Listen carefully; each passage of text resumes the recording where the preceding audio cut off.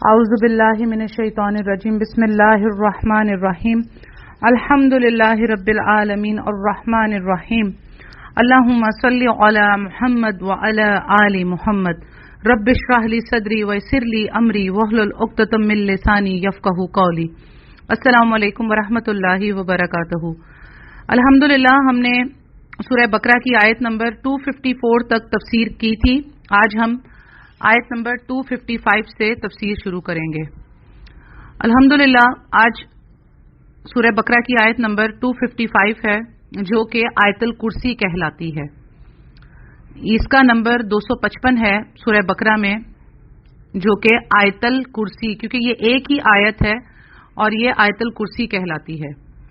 اس کا ترجمہ ہم کرتے ہیں آیت نمبر 255 کا، یعنی آیت الکرسی کا۔ اللہ تعالیٰ ہی معبود برحق ہے، جس کے سوا کوئی معبود نہیں،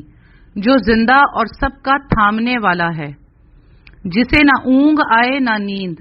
اس کی ملکیت میں زمین اور آسمانوں کی تمام چیزیں ہیں۔ کون ہے جو اس کی اجازت کے بغیر اس کے سامنے شفاعت کر سکے؟ وہ جانتا ہے جو ان کے سامنے ہے اور جو ان کے پیچھے ہے، اور وہ اس کے علم میں سے کسی چیز کا احاطہ نہیں کر سکتے مگر جتنا اللہ چاہے۔ اس کی کرسی کی وسعت نے زمین و آسمان کو گھیر رکھا ہے، اور اللہ تعالیٰ ان کی حفاظت سے نہ تھکتا ہے اور نہ اکتاتا ہے۔ وہ تو بہت بلند اور بہت بڑا ہے۔ سبحان اللہ۔ یہ آیت الکرسی کا ترجمہ میں نے پڑھا ہے اس وقت، اور اس کی تفسیر چند لفظوں میں کرنا تو ممکن نہیں ہے، البتہ آیت الکرسی کی بہت فضیلت صحیح احادیث سے ثابت ہے کہ ایک تو یہ قرآن کریم کی اعظم یعنی سردار بڑی آیت ہے، اور اس کے پڑھنے سے رات کو شیطان سے تحفظ رہتا ہے، اور ہر فرض نماز کے بعد پڑھنے کی اس میں بہت فضیلت ہے۔ اس میں اللہ تعالیٰ کی صفات، جلال اور اس کی شان اور اس کی قدرت و عظمت بیان کی گئی ہے۔ کرسی کے اصل معنی جو ہیں اس سے بعض لوگوں نے جو ہے وہ قدرت مراد لیا ہے، بعض نے عظمت مراد لیا ہے، بعض نے بادشاہت مراد لیا ہے، بعض نے عرش مراد لیا ہے، لیکن صفات باری تعالیٰ کے بارے میں محدثین اور صحیح سلف کا یہی مسلک ہے کہ اللہ تعالیٰ کی جو صفات جس طرح قرآن و حدیث میں بیان ہوئی ہیں، ان کی بغیر تعویل اور کیفیت بیان کیے ان پر ایمان رکھا جائے۔ تو اس کے لیے میں نے ایک لیکچر دیا ہے الگ سے آیت الکرسی کا۔ انشاءاللہ تعالی اس لیکچر کے ساتھ، مطلب اس تفسیر کے ساتھ انشاءاللہ وہ لیکچر بھی میں گروپ پہ شیئر کر دوں گی، تاکہ آیت الکرسی کو الگ سے ہم اچھی طرح سے سمجھ سکیں، کیونکہ اس تفسیر میں اس کی میں وضاحت اس طرح سے نہیں کر سکوں گی، اس کے لیے الگ سے ٹائم درکار ہوگا، تو اس کو میں الگ سے جو ہے آیت الکرسی کو میرے پاس اس کا لیکچر بنا ہوا ہے، اس کو الگ سے شیئر کر دوں گی، جس سے آپ کو آیت الکرسی کی اچھی طرح سے اہمیت کا اور اس کے ترجمے کا اور اس کی تفسیر کا معلوم چل جائے گا، کیونکہ اللہ تعالیٰ اس میں پوچھ رہے ہیں کون ہے جو اس کی اجازت کے بغیر اس کے سامنے شفاعت کر سکے۔ تو یہاں پر ہم آیت الکرسی تو پڑھ لیتے ہیں، لیکن اس کا ترجمہ نہ پتہ ہونے کی وجہ سے ہم بہت سی غلطیاں کرتے ہیں، اور فوت شدہ لوگوں کو جو ہے وہ سمجھتے ہیں کہ وہ ہماری سفارش اللہ کے سامنے کر دیں گے، جبکہ قرآن کہتا ہے کہ ان کو تو یہ بھی نہیں معلوم کہ وہ قبروں سے کب اٹھائے جائیں گے۔ تو یہاں پر میں یہی چاہوں گی کہ میں اس کو الگ سے شیئر کر دوں آیت الکرسی کو، تاکہ جس کی الگ سے وضاحت اور اس کی فضیلت اور اس کے معنی آپ لوگوں کو پتہ چل جائیں۔ پھر آیت نمبر 256 کا ترجمہ ہے، دین کے بارے میں کوئی زبردستی نہیں، ہدایت ضلالت سے روشن ہو چکی ہے، اس لیے جو شخص اللہ تعالیٰ کے سوا دوسرے معبودوں کا انکار کر کے اللہ تعالیٰ پر ایمان لائے، اس نے مضبوط کڑے کو تھام لیا جو کبھی نہ ٹوٹے گا، اور اللہ تعالیٰ سننے والا اور جاننے والا ہے۔ یہاں اللہ سبحانہ تعالیٰ نے فرما دیا کہ دین کے بارے میں کوئی زبردستی نہیں، لا اکراہ فی الدین، کوئی زبردستی نہیں ہے، اور کیونکہ اللہ تعالیٰ نے فرمایا کہ ہدایت جو ہے وہ ضلالت سے روشن ہو چکی ہے۔ اچھا، اس کی شان نزول میں یہ معاملہ ہے کہ انصار کے کچھ نوجوان یہودی یا عیسائی جو ہو گئے تھے، پھر جب یہ انصار مسلمان ہو گئے تو انہوں نے اپنی نوجوان اولاد کو بھی جو یہودی یا عیسائی بن چکے تھے زبردستی مسلمان بنانا چاہا، جس پر یہ آیت نازل ہوئی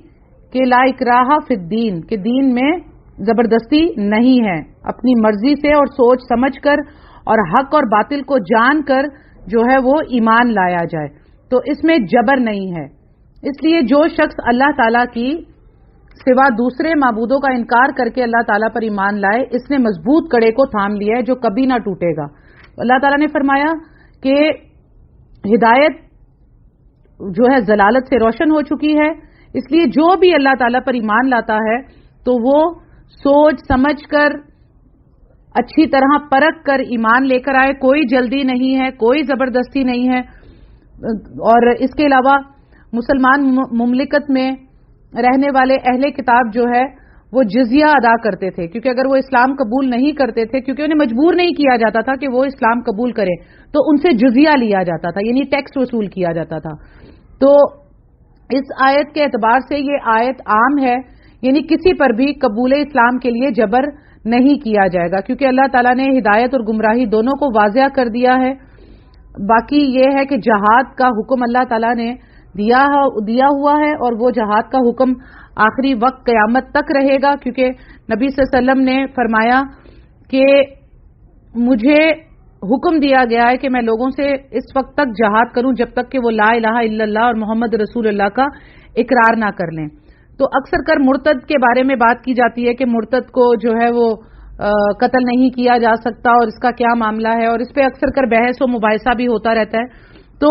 مرتد کو بے شک قتل کیا جائے گا، لیکن اس کا فیصلہ عام عوام، عام لوگ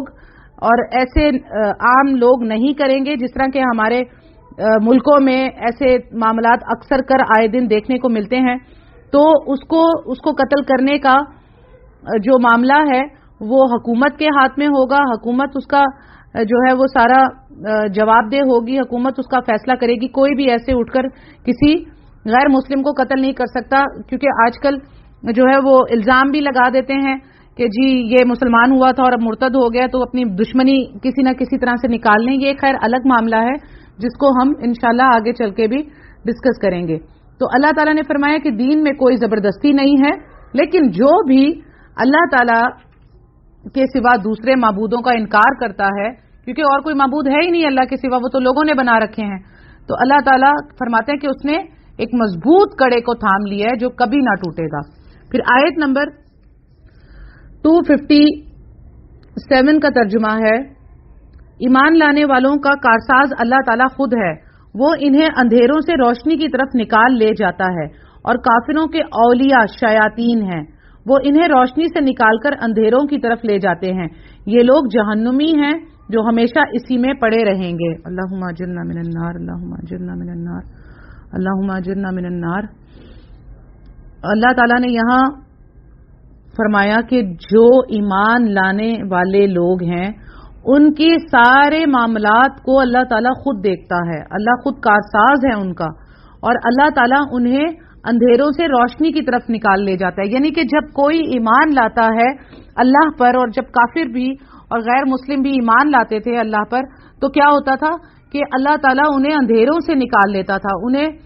شرک کی گندگی اور برائی سے نکال لیتا تھا، اور ان کا دل نبی صلی اللہ علیہ وسلم کے ذریعے سے روشن کر دیتا تھا، تو وہ روشنی کی طرف آ جاتے تھے۔ اور اللہ فرما رہے ہیں کہ کافروں کے اولیاء جو ہیں وہ شیاطین ہیں، یعنی کافر جو ہیں، کافر کا مطلب چھپانے والا، انکار کرنے والا۔ کافر کا مطلب یہ ہوتا ہے کہ چھپانے والا، انکار کرنے والا، یعنی کہ جو حق سچ کا انکار کرے یا حق سچ کو چھپائے تو وہ کافر ہے۔ تو اس کے اولیاء کون ہیں؟ شیاطین ہیں۔ وہ انہیں شیاطین کیا کرتے ہیں کہ وہ انہیں روشنی سے نکال کر اندھیروں کی طرف لے جاتے ہیں۔ اس کو جو ہے وہ ایک پریکٹیکلی طور پر بھی دیکھا گیا ہے کہ جو جادو ٹونا کرتے ہیں تو وہ ظاہری سی بات ہے وہ کافر ہوتے ہیں۔ اگر وہ کوئی مسلمان بھی کرے گا تو وہ اسلام سے خارج ہو جائے گا اور کفر میں داخل ہو جائے گا۔ تو وہ لوگ کیا کرتے ہیں؟ اندھیروں میں بیٹھ کر اور دائرے کھینچتے ہیں اور چلے کاٹتے ہیں ان میں بیٹھ کر، اور اندھیروں میں بیٹھتے ہیں۔ تو یہاں سے بھی پتہ چلا کہ جو شیاطین کا معاملہ ہے وہ اندھیروں ہی کی طرف لے جانے کا ہے۔ اور اللہ تعالیٰ نے فرمایا کہ یہ جہنمی ہیں جو ہمیشہ، لفظ ہمیشہ، اسی میں پڑے رہیں گے، یعنی کہ ان میں سے کبھی بھی نہ نکل پائیں گے. اس کے بعد آیت نمبر 258 ہے، کیا تو نے اسے نہیں دیکھا جو سلطنت پا کر ابراہیم علیہ السلام سے اس کے رب کے بارے میں جھگڑ رہا تھا. جب ابراہیم علیہ السلام نے کہا کہ میرا رب تو وہ ہے جو جلاتا ہے اور مارتا ہے، وہ کہنے لگا میں بھی جلاتا اور مارتا ہوں. ابراہیم علیہ السلام نے کہا اللہ تعالیٰ سورج کو مشرق کی طرف سے لے آتا ہے، تو اسے مغرب کی جانب سے لے آ. اب تو وہ کافر بھونچکا کے رہ گیا اور اللہ تعالیٰ ظالموں کو ہدایت نہیں دیتا. یہ غالباً یہاں پر نمرود کا ذکر ہو رہا ہے کہ اللہ تعالیٰ نبی صلی اللہ علیہ وسلم کو فرما رہے ہیں کہ تو نے اسے نہیں دیکھا جو سلطنت پا کر. اس سے مراد دیکھا اصل میں دیکھنا والا نہیں ہے. جیسے ہم اکثر کر کہتے ہیں دیکھو یہ میری بات اس طرح، دیکھو ایسا نہیں ہوا تھا، تو ہم اس وقت اس کو متوجہ کر رہے ہوتے ہیں. اس سے یہ مراد نہیں ہے کہ نبی صلی اللہ علیہ وسلم نے اس وقت دیکھا، کوئی نبی صلی اللہ علیہ وسلم اس وقت موجود تھے جب حضرت ابراہیم علیہ السلام کا یہ واقعہ ہو رہا تھا. اسے آگے چل کر قرآن اور مزید کھول دے گا، کیونکہ اکثر کر شرک و کفر کرنے والے کہتے ہیں کہ ہاں نبی صلی اللہ علیہ وسلم تو موجود تھے، کیونکہ نبی صلی اللہ علیہ وسلم حضرت آدم سے بھی پہلے سے موجود تھے، تو دیکھا یہ دیکھو قرآن میں یہاں پر یہ اللہ تعالیٰ نے کہا نہیں ہے کہ کیا تو نے اسے نہیں دیکھا جو سلطنت پا کر. تو اس آیت کو بھی وہ استعمال کرتے ہیں شرک و کفر کرنے کے لیے. تو یہاں پر متوجہ کرنا ہے اللہ تعالیٰ کا نبی صلی اللہ علیہ وسلم کو کہ جو سلطنت پا کر ابراہیم علیہ السلام سے اس کے رب کے بارے میں جھگڑا کرتا تھا، یعنی کہ نمرود کی طرف اشارہ ہے کہ نمرود کو اللہ تعالیٰ نے بادشاہت دی تھی اور وہ بڑا طاقتور بادشاہ تھا. تو ابراہیم علیہ السلام نے جب اسے کہا کہ میرا رب تو وہ ہے جو مارتا ہے اور جلاتا ہے، تو اس نے کیا کیا، نمرود نے اپنے تخت پہ بیٹھے ہوئے، اپنی بادشاہت پر بیٹھے ہوئے اس نے اپنے دربار میں حکم دیا کہ بھائی ایک جو قید خانے میں سے ایک شخص کو لے کر آؤ، 2 شخص کو لے کر آؤ، ایک کو تو جو ہے آزاد کر دو اور دوسرے کو مار دو. تو اس نے کہا کہ تیرا رب اگر مارتا اور جلاتا ہے تو میں بھی تو مارتا اور جلاتا ہوں. تو اس پر ابراہیم علیہ السلام نے کہا کہ اللہ تعالیٰ سورج کو مشرق کی طرف سے لے آتا ہے، تو اسے مغرب کی جانب سے لے آ. تو اب کیا ہوا، وہ کافر یہاں پر بالکل پاگل ہو گیا. اس نے کہا یہ اس نے کیا کہہ دیا، کیونکہ اس نے حضرت ابراہیم علیہ السلام نے کہا کہ میرا رب تو وہ ہے جو جلاتا ہے مارتا ہے. تو اس نے نمرود نے اپنے قید خانے میں سے 2 لوگوں کو بلایا اور ایک کو جو ہے قتل کر دیا اور ایک کو جو ہے آزاد کر دیا. اس نے کہا میں بھی تو مطلب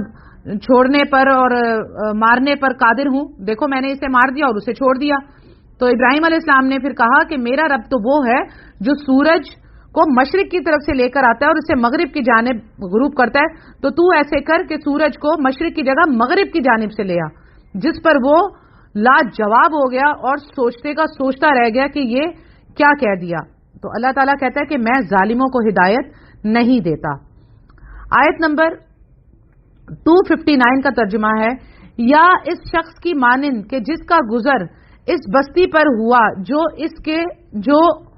چھت کے بل اوندھی پڑی ہوئی تھی. وہ کہنے لگا اس کی موت کے بعد اللہ تعالیٰ اسے کس طرح زندہ کرے گا. تو اللہ تعالیٰ نے اسے مار دیا 100 سال کے لیے، پھر اسے اٹھایا، پوچھا کتنی مدت تجھ پر گزری. کہنے لگا 1 دن یا دن کا کچھ حصہ. فرمایا بلکہ تو 100 سال تک رہا. پھر اب تو اپنے کھانے پینے کو دیکھ کہ بالکل خراب نہیں ہوا، اور اپنے گدھے کو بھی دیکھ، ہم تجھے لوگوں کے لیے ایک نشانی بناتے ہیں. تو دیکھ کہ ہم ہڈیوں کو کس طرح اٹھاتے ہیں، پھر ان پر گوشت چڑھاتے ہیں. جب یہ سب ظاہر ہو چکا تو کہنے لگا میں جانتا ہوں کہ اللہ تعالیٰ ہر چیز پر قادر ہے. اچھا، اس آیت سے مراد ہے آیت نمبر 259 جس میں ذکر کیا گیا کہ ایک شخص جو ہے اس کا گزر ایک بستی پر ہوا جو چھت کے بلوندھی پڑی تھی. وہ کہنے لگا کہ اس کی موت کے بعد اللہ تعالیٰ اسے کس طرح زندہ کرے گا. تو اللہ تعالیٰ نے اسے مار دیا. اس کے بارے میں جو صحابہ اور تبع تابعین کا قول آتا ہے، وہ زیادہ تر مشہور جو قول ہے وہ حضرت عزیر علیہ السلام کا ہے کہ یہ معاملہ، یہ قصہ حضرت عزیر علیہ السلام کے ساتھ ہوا تھا کہ جنہیں اللہ تعالیٰ نے انہوں نے ایک سوال کیا، ایک بستی سے گزر ہوا ان کا، اور انہوں نے کہا کہ اللہ تعالیٰ یہ بستی بالکل ختم ہو گئی اور چھت کے بل اوندھی پڑی ہے، تو کس طرح تو انہیں دوبارہ زندہ کرے گا. تو اس پر اللہ تعالیٰ نے حضرت عزیر علیہ السلام کو جو اپنے گدھے کے ساتھ جا رہے تھے اور ان کے ساتھ کچھ کھانے پینے کی چیزیں بھی تھیں. تو اللہ تعالیٰ نے حضرت عزیر علیہ السلام کو جو ہے وہ 100 سال کے لیے موت دے دی اور پھر 100 سال کے بعد انہیں اٹھایا اور ان سے پوچھا کہ کتنی مدت گزری ہے.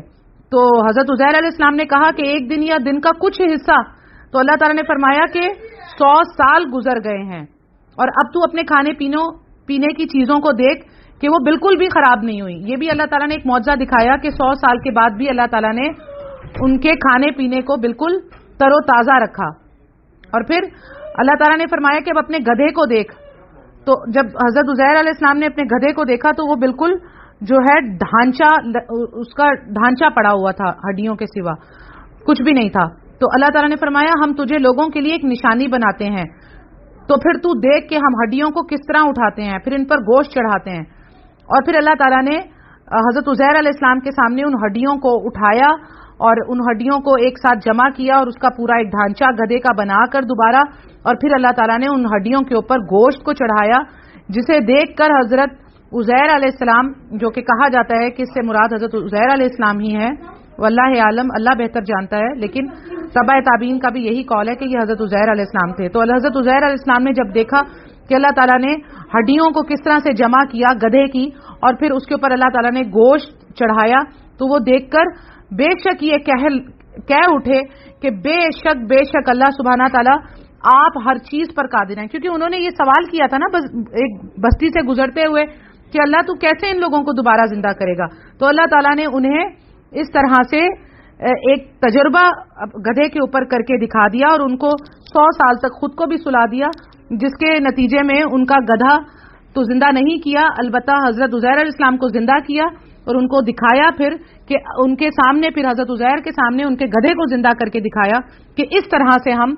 دوبارہ زندہ کرتے ہیں. اور یہ بھی بتایا اللہ تعالیٰ نے کہ جب ہم تجھے 100 سال کے بعد دوبارہ زندہ کر سکتے ہیں اور یہ گلی سڑی ہڈیوں کو بھی ہم دوبارہ جمع کر کے اس پر گوشت پوشت چڑھا سکتے ہیں, تو ہم ہزاروں سال بعد بھی, لوگوں کے مرنے کے بعد کروڑوں سال بعد بھی انہیں زندہ کر سکتے ہیں. اس کے بعد آیت نمبر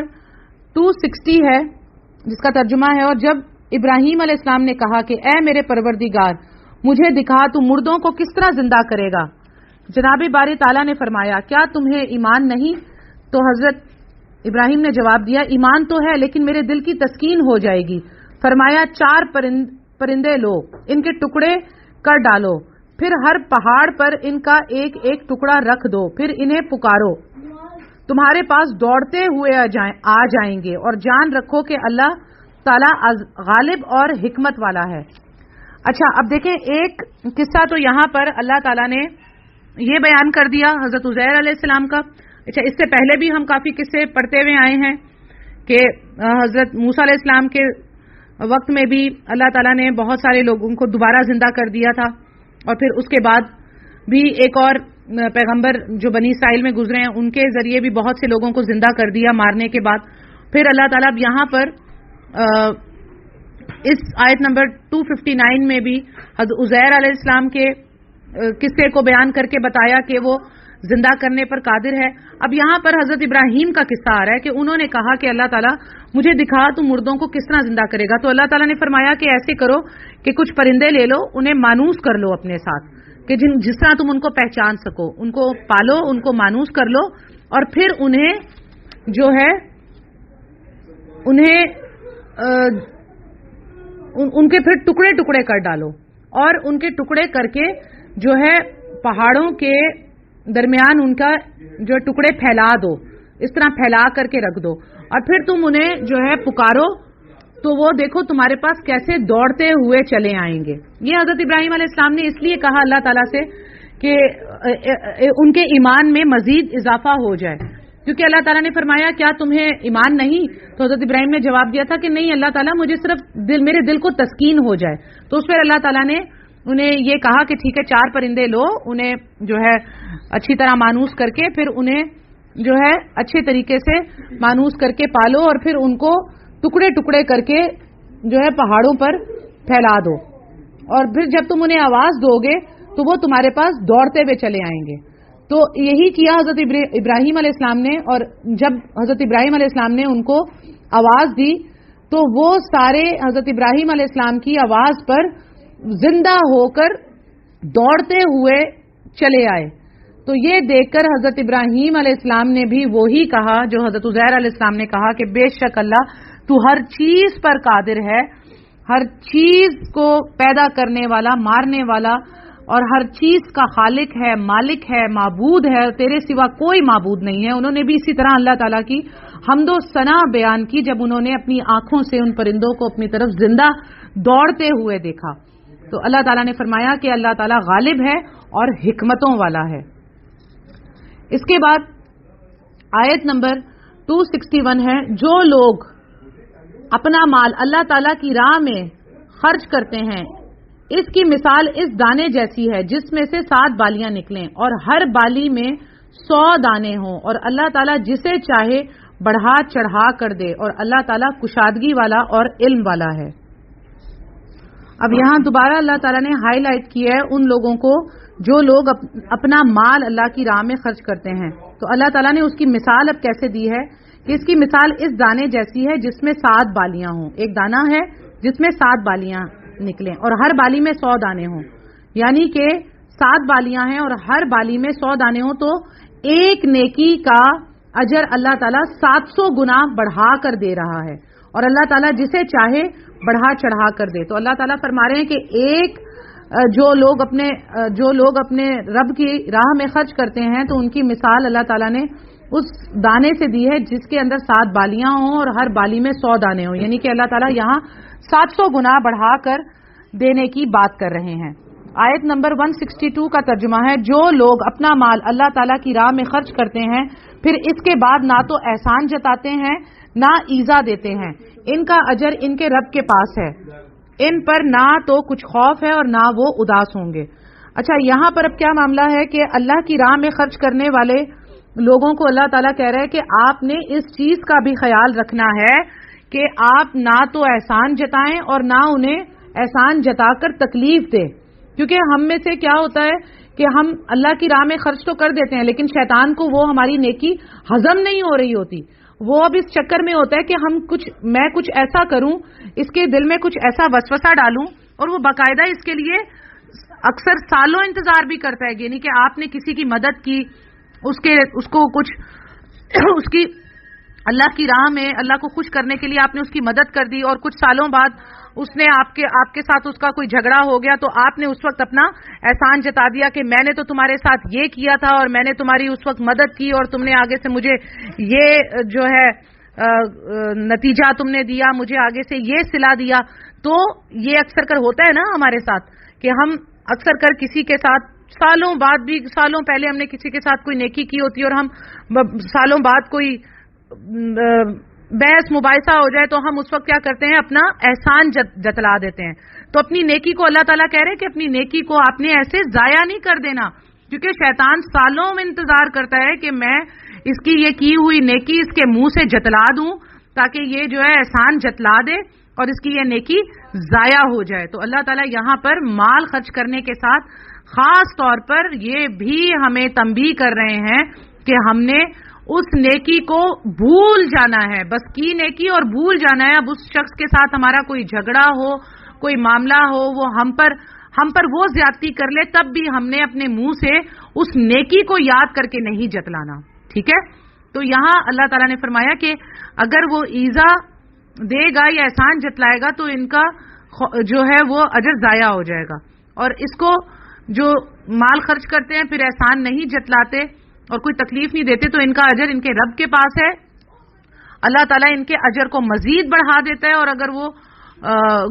سامنے والا جس کے ساتھ آپ نے نیکی کی ہے وہ اگر آپ کے ساتھ کوئی زیادتی بھی کر دیتا ہے اور آپ برداشت کر لیتے ہیں اور احسان نہیں جتاتے تو اللہ تعالیٰ کے پاس آپ کا مزید اجر بڑھ جاتا ہے کہ آپ نے اس کو نیکی کو ضائع بھی نہیں کیا، اپنی نفس کو قابو کیا، اس پر آپ کا مزید اجر بھی بڑھ جائے گا. اور پھر اللہ تعالیٰ فرما رہے ہیں کہ ان پر قیامت والے دن مرتے وقت بھی، قبر میں بھی، سب جگہ ان پر نہ کوئی خوف ہوگا اور نہ وہ اداس ہوں گے. اچھا، پھر آیت نمبر 263 کا ترجمہ ہے، نرم بات کہنا اور معاف کر دینا اس صدقے سے بہتر ہے جس کے بعد ایذا رسانی ہو، اور اللہ تعالیٰ بے نیاز اور بردبار ہے. اچھا، اب اللہ تعالیٰ کیا فرما رہے ہیں؟ نرم بات کہنا اور معاف کر دینا اس صدقے سے بہتر ہے جس کے بعد ایذا رسانی ہو. یعنی اللہ تعالیٰ یہاں پر کہہ رہے ہیں کہ نرمی اور شفقت سے بات کرو. اکثر کر ہمارے پاس کیا ہوتا ہے کہ اگر کوئی فقیر آ جاتا ہے تو ہم اس کو بڑا ڈانٹ کر ڈپٹ کر جاؤ معاف کرو، تم لوگوں کو تو بس مانگنا ہی آتا ہے، اور ہم کچھ اور بھی جملے غصے میں کہہ جاتے ہیں. اس بات کا بھی خیال رکھنا چاہیے. اور جو بھی آپ سے سوال کرے، چاہے وہ مال کا سوال کرے یا کسی اور بات کا سوال کرے، اسے نرمی سے ہمیں جواب دینا چاہیے، اور اسے یہ بھی کہنا چاہیے کہ اللہ تعالیٰ تجھے اور مجھے اپنے فضل و کرم سے نوازے. اور اللہ تعالیٰ نے فرمایا کہ یہ اس صدقے سے بہتر ہے نرمی سے بات کہنا اور معاف کر دینا.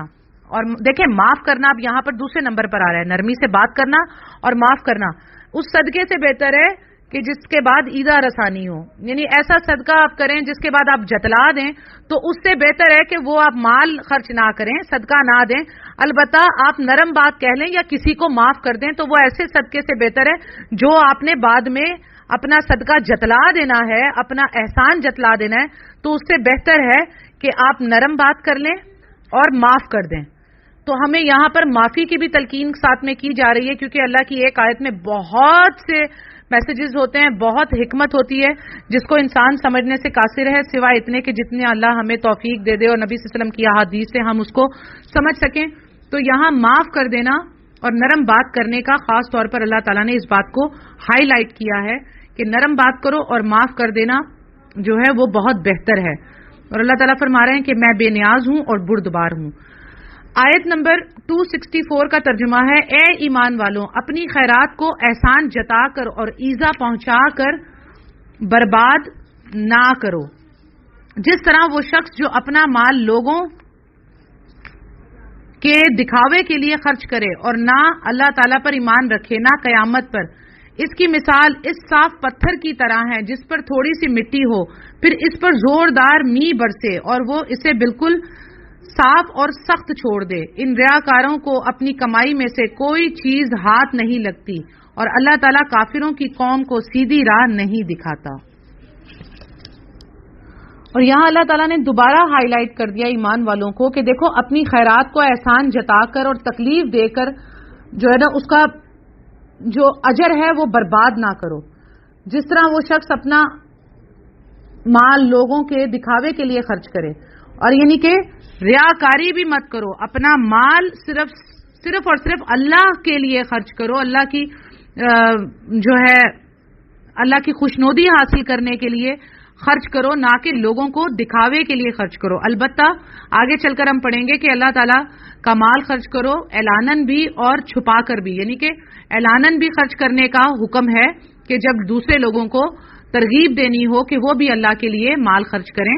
تو دکھا کر بھی مال خرچ کیا جاتا ہے، لیکن اس میں نیت یہ ہوتی ہے کہ میرے اس خرچ کرنے کی وجہ سے دوسرے لوگوں کو بھی جو ہے وہ توفیق حاصل ہو کہ وہ بھی اس شوق میں اللہ کے لیے اللہ کے بندوں پر مال خرچ کریں، اللہ کو خوش کرنے کے لیے. تو اللہ تعالیٰ کہہ رہے ہیں کہ ریاکاری دکھاوے کے لیے مال خرچ نہ کرو، اور نہ اللہ تعالیٰ پر ایمان رکھے، نہ قیامت پر. اس کی مثال اس صاف. پھر اللہ تعالیٰ نے ایک مثال دی ہے کہ جو دکھاوے کے لیے خرچ کرے اور نہ وہ اللہ تعالیٰ پر ایمان رکھے اور نہ قیامت پر ایمان رکھے، تو اس کی مثال کیا ہے؟ اس کی مثال یہ ہے کہ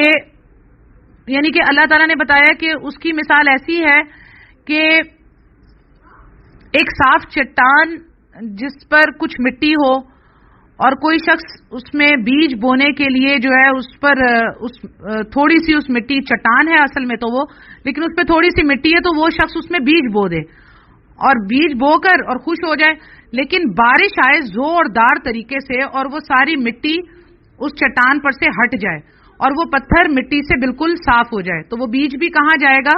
اس پانی کے ساتھ بہہ جائے گا. تو اللہ تعالیٰ نے یہاں پر ایک مثال سے بھی ہمیں سمجھایا کہ پھر اگر ایسا کرو گے، دکھاوے کے لیے خرچ کرو گے اور احسان جتلا کر خرچ کرو گے، تو تمہاری مثال بھی ایسی ہی ہے کہ جیسے ایک چٹان پہ مٹی ہو اور اس میں تم بیج کو بونے کی کوشش کرو تو وہ بیج نہیں بویا جا سکتا، ایک دم ایک تیز بارش آ کر اس چٹان پہ سے، اس پتھر پہ سے مٹی کو ہی سارا ہٹا دے. تو اسی طرح بارش اس پتھر کے لیے نفع بخش ثابت نہیں ہوگی، کیونکہ بیج پتھر میں نہیں اگایا جاتا بلکہ زرخیز زمین میں اگایا جاتا ہے، اور وہ بھی جب اللہ چاہتا ہے تو وہ بیج جو ہے زمین پھاڑ کر باہر نکلتا ہے۔ تو اللہ تعالیٰ نے یہاں پر فرمایا کہ احسان جتلانے والے اور ریاکار لوگوں کو ان کا صدقہ کرنے کا یا اللہ کی راہ میں مال خرچ کرنے کا کوئی بھی فائدہ حاصل نہیں ہوگا۔ الحمدللہ ہم لوگوں نے آیت نمبر 264 تک تفسیر مکمل کر لی،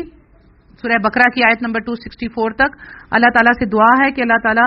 ہمیں سمجھنے کی، جو کچھ ہم نے پڑھا اس کو سمجھنے کی، اس پر عمل کرنے کی اور اس کو دوسرے لوگوں تک پہنچانے کی توفیق عطا فرمائے۔ آمین ثم آمین یا رب العالمین۔ انشاءاللہ تعالیٰ ہم نیکسٹ ٹائم آیت نمبر 265 سے شروع کریں گے۔ ہم نے 264 تک آیت کی تفسیر مکمل کر دی ہے۔ اللہ تعالیٰ ہمیں سمجھنے کی، عمل کرنے کی، آگے پہنچانے کی توفیق عطا